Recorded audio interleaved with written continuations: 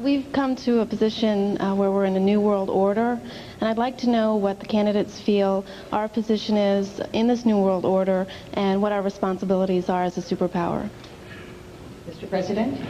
Well, we have come to that position. Since I became president, 43, 44 countries have gone democratic. No longer totalitarian, no longer living under dictatorship or communist rule. This is exciting. This is New World Order to me means freedom and democracy. I think we will have a continuing responsibility as the only remaining superpower to stay involved. If we pull back in some isolation and say we don't have to do our share or more than our share anymore, I believe you're going to just ask for conflagration that we'll get involved in the future. NATO, for example, has kept the peace for many, many years, and I want to see us keep fully staffed in NATO, so we'll continue to guarantee the peace in Europe. But the exciting thing is the fear of nuclear war is down, and you hear all the bad stuff that's happened on my watch. I hope people will recognize that this is something pretty good for mankind. I hope they'll think it's good that democracy and freedom is on the move. And we're going to stay engaged, as long as I'm president, working to improve things. You know, it's so easy now to say, hey, cut out foreign aid, we got a problem at home. I think the United States has to still have the Statue of Liberty as a symbol, caring for others. We're right this very minute, we're sending supplies in to help these little starving kids in Somalia. We're trying to get, it's the United States that's taken the lead in humanitarian aid into Bosnia. We're doing this all around the world. And yes, we got problems at home. And I think I got a good plan to help fix those problems at home. But because of our leadership, because we didn't listen to the nuclear freeze group, do you remember? Freeze it back in about the late 70s. Freeze, don't touch it. We're going to lock it in now or else we'll have war. President Reagan said, no, peace through strength. It worked. The Soviet Union is no more, and now we're working to help them become totally democratic through the Freedom Support Act that I led on. A great Democratic ambassador, Bob Strauss over there, Jim Baker, all of us got this thing passed through cooperation, Ross. It worked with cooperation, and you're for that, I'm sure, helping Russia become democratic. So the New World Order to me means freedom and democracy. Keep engaged.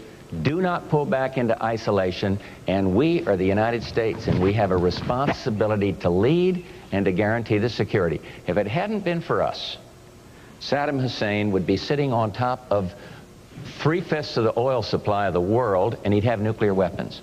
And only the United States could do that. Excuse me, Carol. Thank you. Mr. Perot. Well, it's cost-effective to help Russia succeed in its revolution. It's pennies on the dollar compared to going back to the Cold War. Russia's still very unstable. They could go back to square one and worse.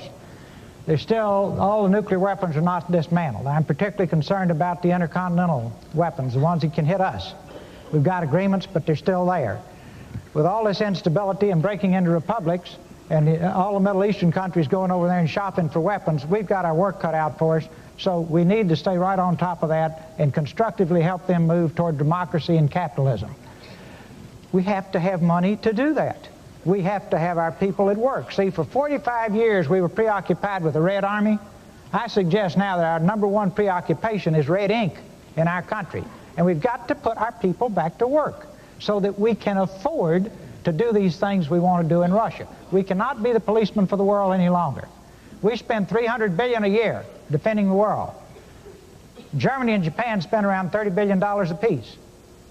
It's neat. If I can get you to defend me and I can spend all my money building industry, that's a home run for me.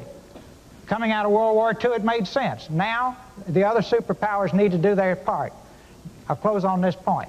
You can't be a superpower unless you're an economic superpower. If we're not an economic superpower, we're used to be, and we will no longer be a force for good throughout the world. And if nothing else gets you excited about rebuilding our industrial base, maybe that will, because it's job one, is to put our people back to work. Governor Clinton, the president mentioned Saddam Hussein.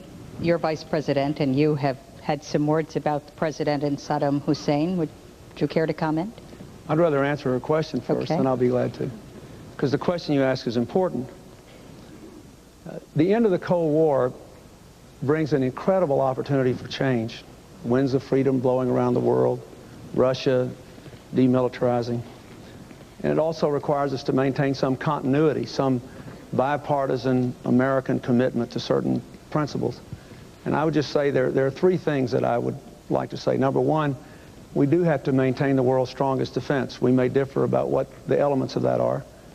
I think the defense needs to be with fewer people in permanent armed services, but with greater mobility on the land, in the air, and on the sea, with a real dedication to continuing development of high-technology weaponry and well-trained people. I think we're going to have to work to stop the proliferation of weapons of mass destruction.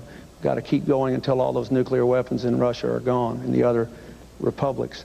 Number two, if you don't rebuild the economic strength of this country at home, we won't be a superpower.